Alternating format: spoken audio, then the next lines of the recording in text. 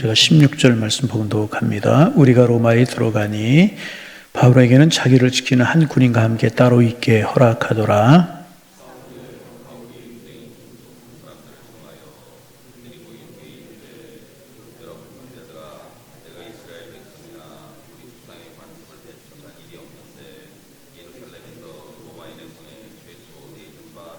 로마인은 나를 신문하여 죽일 죄목이 없으므로 석방하려 하였으나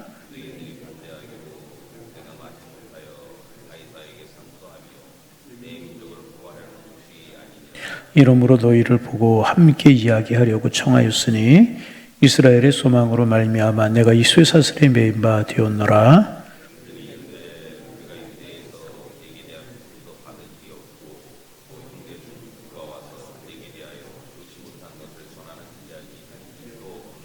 이에 우리가 너의 사상이 어떠한가 듣고자 하니 이 파에 대해서는 어디서든지 반대를 받는 줄 알기 때문이라 하더라.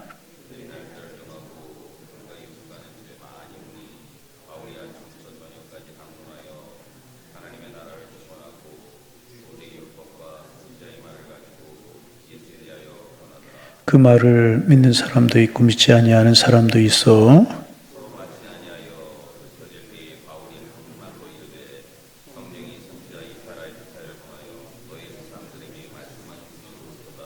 일러스되 이 백성에게 가서 말하기를 너희가 듣기는 들어도 도무지 깨닫지 못하며 보기는 보아도 도무지 알지 못하는도다.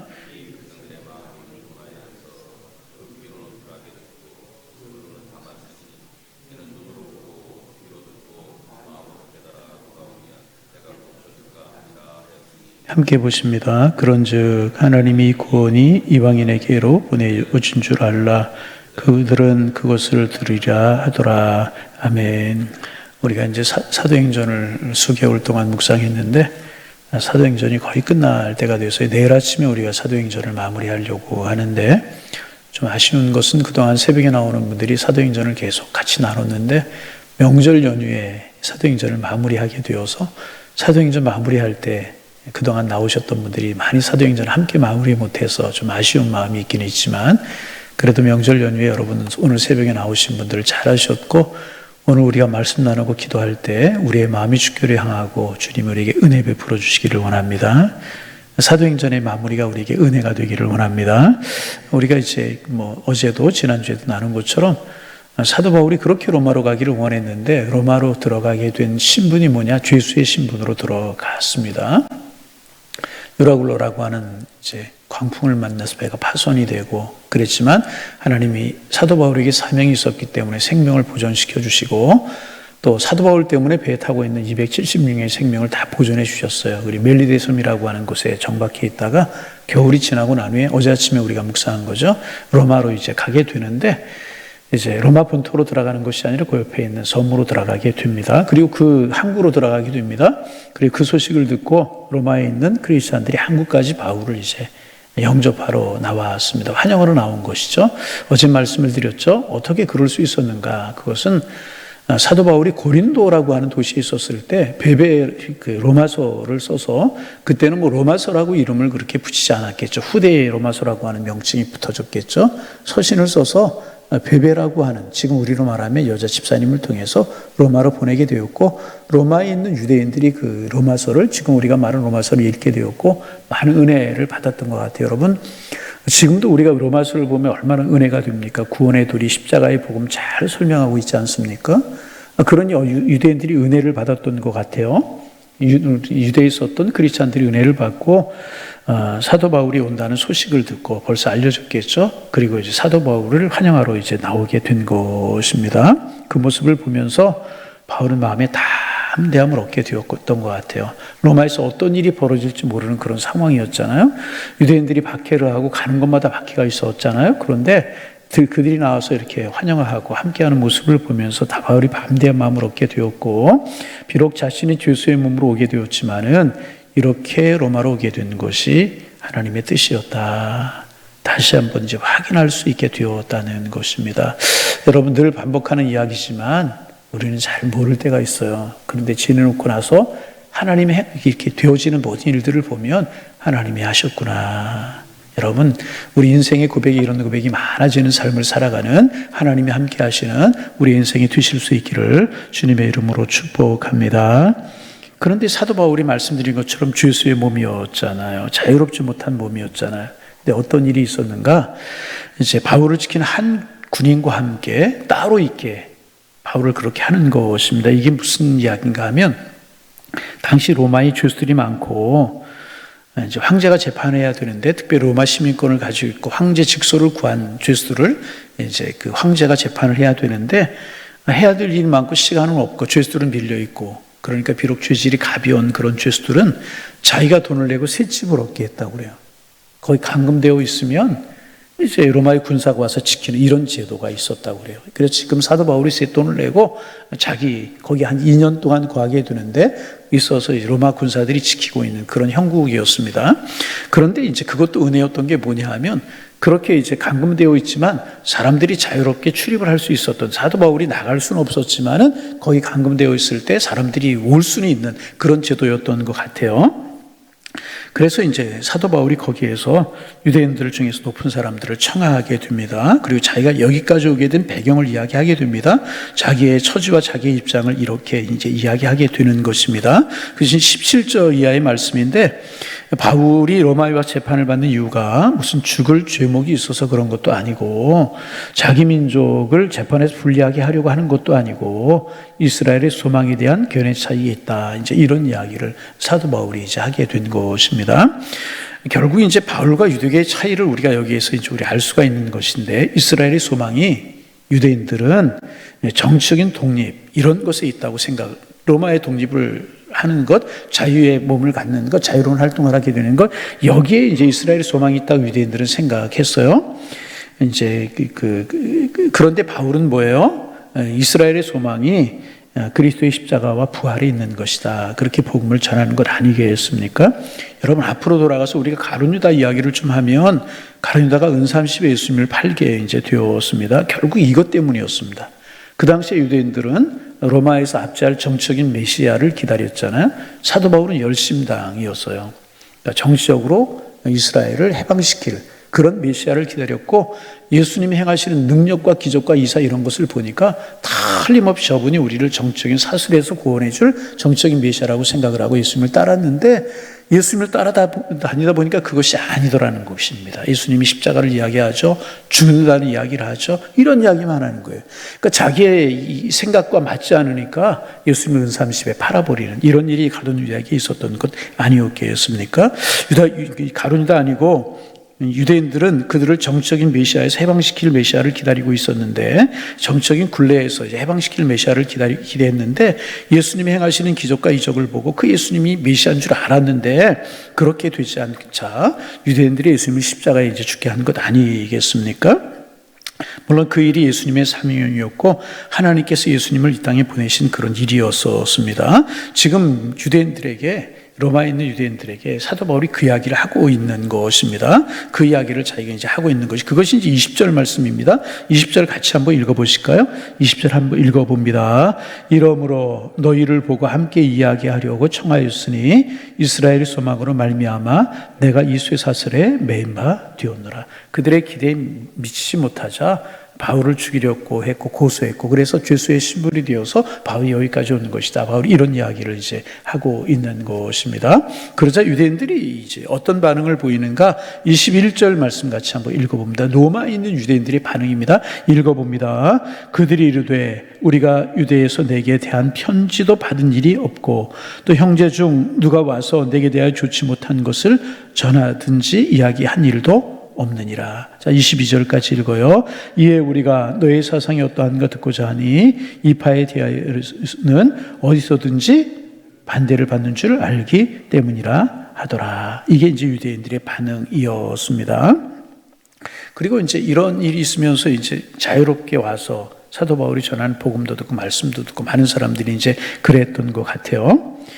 그리고 이제 바울이 이제 아침부터 저녁까지 말씀을 이제 전하게 됩니다. 23절 같이 한번 읽어봅니다. 그들이 날짜를 정하고 그가 유숙하는 집에 많이 오니 바울이 아침부터 저녁까지 강론하여 하나님의 나라를 증언하고 모세율법과 선지자의 말을 가지고 예수에 대하여 고난이라. 여러분, 이거 참 놀라운 일 아니겠어요? 사도 바울이 로마로 갈 때 막연하지 않았겠습니까?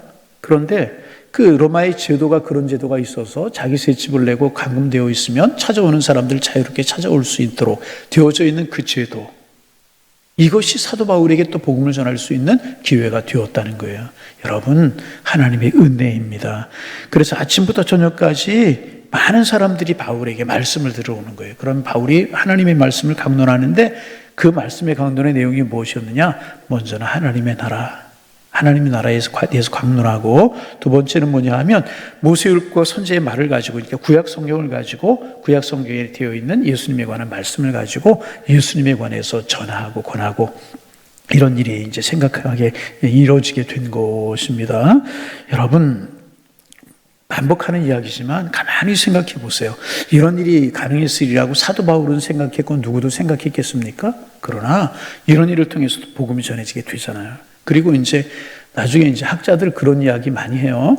그때 찾아오는 사람들뿐만 아니라 사도 바울을 지키려고 군사들이 그곳에 왔었었는데, 그런 할루시스라고 하는 그런 제도였었는데, 와서 군사들이 이제 지키고 이제 그랬다는 겁니다. 제가 한두 번 말씀을 드린 것인데, 그런데 처음에 들어갈 땐 멀쩡하게 와 있다가 사도 바울을 8시간 몇 시간 한두 번 그렇게 사도 바울을 만나면 이들이 나갈 때는 마음이 뜨거워져서 나갔다는 거예요. 왜냐하면 사도 바울이 전하는 복음을 듣게 되고 예수를 영접하게 되고 하나님의 사람이 되고 그랬다는 거예요. 그래서 이제 그렇게까지 말하는 학자들도 있어요. 나중에 313년 콘스탄틴 대제가 기독교를 공인하는, 그렇게도 박해하던 기독교가 오히려 로마의 국교가 되는, 물론 콘스탄틴 대제가 기독교를 국교했다고 이제 공인했다고 바로 국교가 된 것이 아니고 그 후에 국교가 되는 일이 벌어지게 되지만은, 여하튼 그때 이제 왔었던 이 로마 군사들이 초급 장교들이나 이제 계급이 낮은 그런 사람들 아니었겠습니까? 그들이 복음을 들었다는 거예요. 그리고 가서 가족들에게 복음을 전하고 또 주변에 있는 사람들에게 복음을 전하고, 그래서 시간이 흘러서 이때가 64년경, 65년경, 학자에 따라서 62, 정확한 연대는 모르는데 하여튼 62년경에서 65년, 6년경이라고 학자들이 그렇게 이야기를 하는데, 그 이후로 그렇게 심어진 복음이 커지게 되어서 로마의 핵심부에, 원로원들 사이에, 고위 공직자들 사이에 예수님의 십자가의 복음이 벌써 심어지게 되었는데, 바로 바울이 이때 전한 복음의 영향도 컸을 것이다, 그렇게 이야기하는 그런 학자, 상당히 일리 있는 이야기일 것이라고 생각이 이제 되게 됩니다. 그래서 로마가 국교화가 되는 일에 큰 일이 이루어진 것이다. 여러분, 하나님이 하시는 일에는요 하나도 버릴 것이 없고요, 하나님이 하시는 일에는요 아름다운 열매가 맺혀지게 되는 줄로 믿습니다. 죄수의 신분으로 갔어요. 감금되어 있는 것 같았어요. 그런데 그 로마에 있는 그런 제도를 통해서 유대인들에게, 많은 사람에게 복음을 전하고 거기에 있는 또 군사들에게 복음을 전해서 이것이 나중에 로마가 복음화되는 일에 큰 역할을 감당하게 되었다는 거예요. 여러분, 그렇습니다. 하나님은 협력하여 선을 이루시는 분이신 줄로 믿습니다. 반복되는 이야기지만 우리도 인생을 살다 신앙생활 하다 보면 이해되지 못할 일이 있어요. 여러분 생각해 보세요. 바울이 자유의 몸이 되어서 좋은 배를 타고 와서, 고난의 배를 타고 와서 로마의 복음을 전하면 얼마나 좋았겠습니까? 제자들 따르던 사람, 그렇지 않고 죄수의 신분으로 하고 유라굴로라고 하는 풍랑을 만나야 되고 보블리오 추장을 만나고 멜리데 섬에 갇히고 이런 일들이 있고, 로마로 들어가자마자 또 자유의 신분이 되지 못하고 감옥에 갇혀 있는 이런 신분이에요. 여러 가지를 생각하면 고난이잖아요. 어려움이잖아요. 참 힘든 일이잖아요. 여러분, 그렇잖아요. 그런데 여러분, 그러기에 찾아오는 사람들에게 복음을 전하고 로마 핵심부의 복음을 전하는 일이 벌어지게 되었다는 거예요. 여러분, 하나님 살아계시는 분이신 줄로 믿습니다. 바울과 함께 하신 분이신 줄로 믿습니다. 그 주님 우리와 오늘도 함께 하시는 분이신 줄로 믿습니다. 얼마나 놀라운 섭리냐요, 놀라운 섭리. 그리고 이제 내일 아침에도 좀 나누겠지만, 바울이 잠시 이제 석방이 되었다, 다시 갇혀요. 석방이 되었다기보다도 이제 감옥으로 옮겨지게 되죠. 그리고 그 감옥에서는 또 이제 이건 셋집이니까 사람들이 찾아오게 되지만 감옥이잖아요. 거기는 사람들을 찾아올 수 없고 바울도 자유의 신분이 아니잖아요. 거기서 또 어떤 일이 벌어지는가? 하나님께서 바울로 하여금 옥중서신을 쓰게 하시는 거예요. 에베소서, 빌립보서, 골로새, 빌립보서. 이래서 교회들에게 전해지게 되고 그 초대교회 성도들의 신앙이 굉장히 큰 도움이 되게 되잖아요. 여러분, 하나님이 하시는 일은 이렇습니다. 하나님은 살아계시고 바울에게 역사하셨던 하나님, 우리와 함께 하시는 줄로 믿습니다. 우리가 주님 바라보며 살아가면 우리는 모르지만, 나는 모르지만 한 걸음 한 걸음 인도하시는 분은 누구신가? 하나님이시라는 거예요. 여러분, 오늘도 주님 바라보며 살아가는 하나님의 사람들 되기를 원합니다. 그런데 이제 그 사도 바울을 찾아서 말씀을 들었잖아요. 그런데 거기에도 반응이 둘로 나뉘어요. 여러분 24절 말씀 같이 한번 읽어봅니다. 그 말을 믿는 사람도 있고 믿지 않은 사람도 있다 그랬어요. 믿는 사람도 있고 하나님의 나라에 관해 전하고 율법과 선지서를 통해서 예수님에 관해 전하는데 그 말을 믿고 마음이 뜨거워지고 믿는 사람도 있었다는 거예요. 그런데 그 말을 믿지 아니하는 사람도 있었다. 서로 말이 맞지 않아 흩어질 때 바울이 한 말로 이루의 성령이 선지자 이사야를 통하여 너희 조상들이 말씀하신 것이 옳도다. 그러면서 사도 바울이 이야기하잖아요. 자, 뭐라고 이야기하는지 26절 7절 읽어봅니다. 일러스되 이 백성에 가서 말하기를 너희가 듣기는 들어 도무지 깨닫지 못하며 보기는 보아도 도무지 알지 못하는도다. 이 백성들의 마음이 우둔하여져서 그 귀로는 둔하게 듣고 그 귀는 감았으니 이는 눈으로 보고 귀로 듣고 마음으로 깨달아 돌아오면 내가 고쳐줄까 함이라 하였어요. 사도 바울의 마음이 안타까웠던 것 같아요.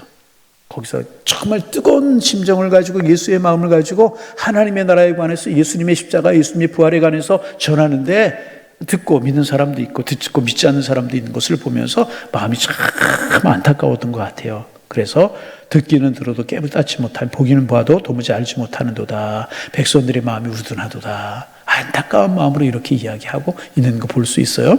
여러분, 이것은 이때만이 아니라 사도 바울이 가는 곳마다 그랬잖아요.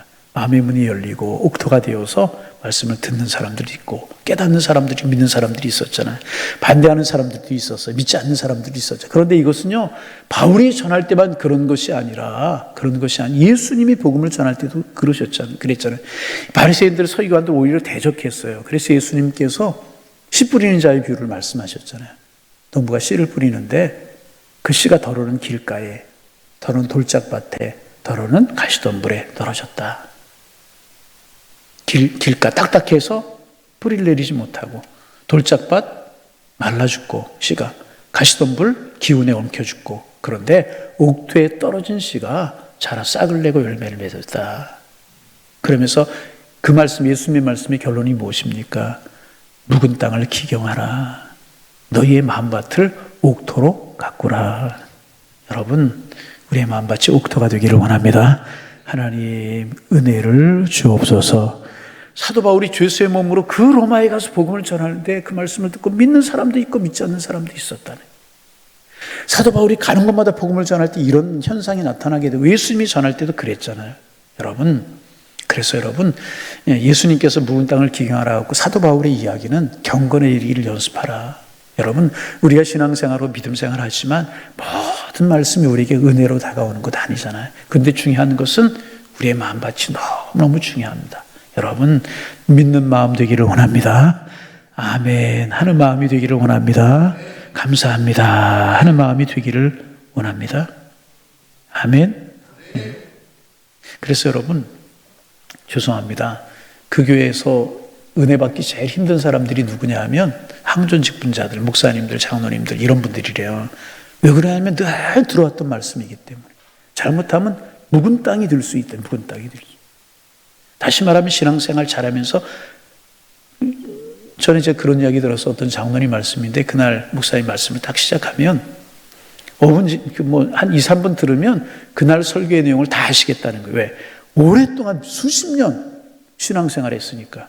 여러분, 신앙의 경험이라는 게 잘못된 것 아니지만 잘못하면 이렇게 될 수 있다. 묵은 땅이 될 수 있다는 거죠, 우리가.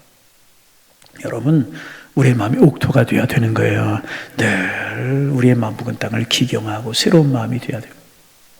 지금 참 오늘 아침 이 말씀을 보면서 마음이 참 그랬어요.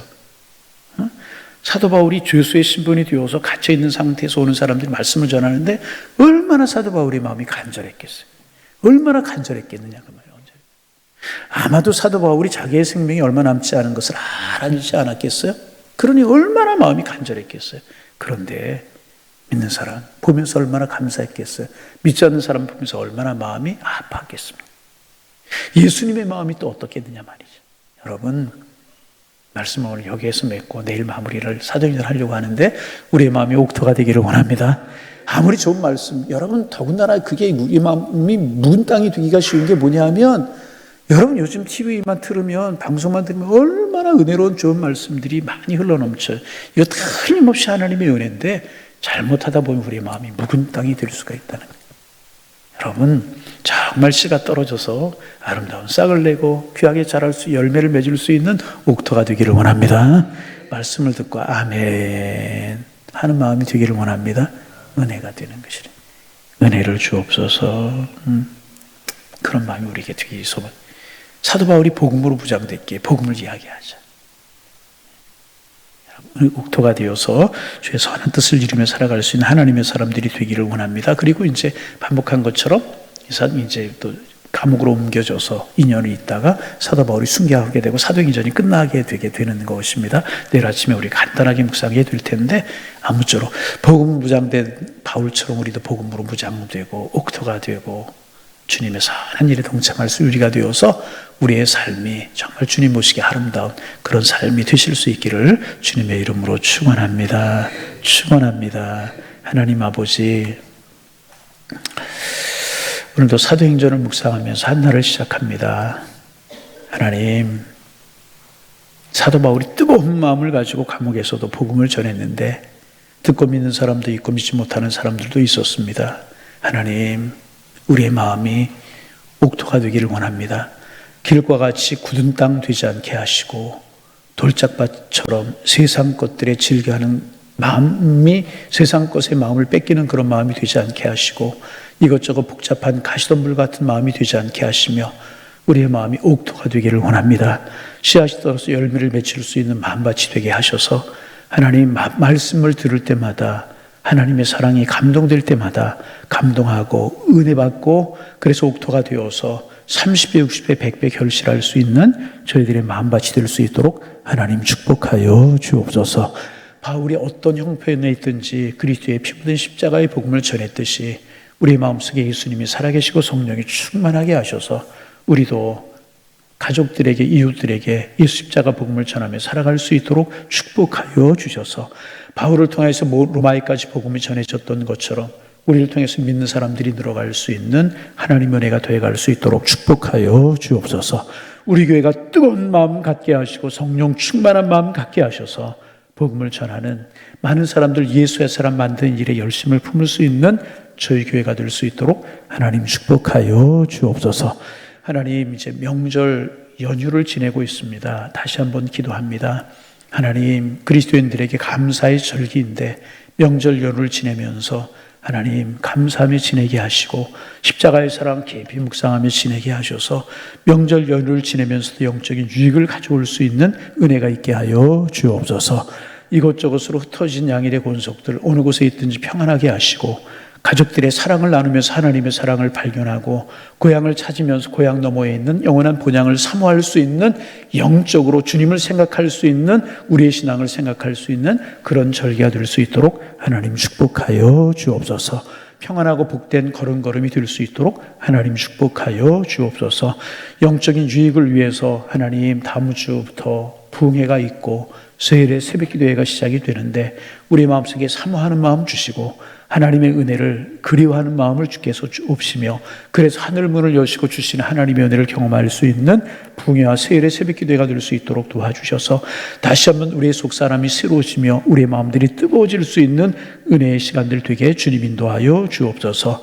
오실 강사 목사님에게 은혜를 베풀어 주시고 우리 모두에게 사모하는 마음, 뜨거운 마음, 갈구하는 마음을 허락하여 주시어서 마지막 때에 하나님의 사람들에게 부어주시겠다고 말씀하신 성령의 충만함 경험할 수 있도록 주께서 인도하시사 세상을 이기며 살아가는 하나님의 사람들 다 될 수 있도록 도와주시고 우리 교회가 영적으로 무장될 수 있는 은혜로운 기회가 될 수 있도록 하나님 축복하여 주옵소서. 하나님, 네팔에 지어지고 있는 허프양일교회도 은혜롭게 잘 건축되게 하셔서 구원의 방주의 사명을 잘 감당할 수 있도록 하나님 축복하여 주옵소서.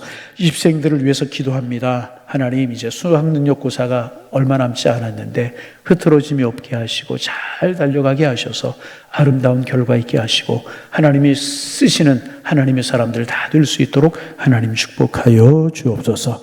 이 새벽 우리의 기도 제목 들어주시고 주님과 영적인 깊은 교제가 살아있는 은혜의 시간 될 수 있도록 하나님 축복하여 주옵소서. 예수님의 이름으로 기도하옵나이다. 아멘.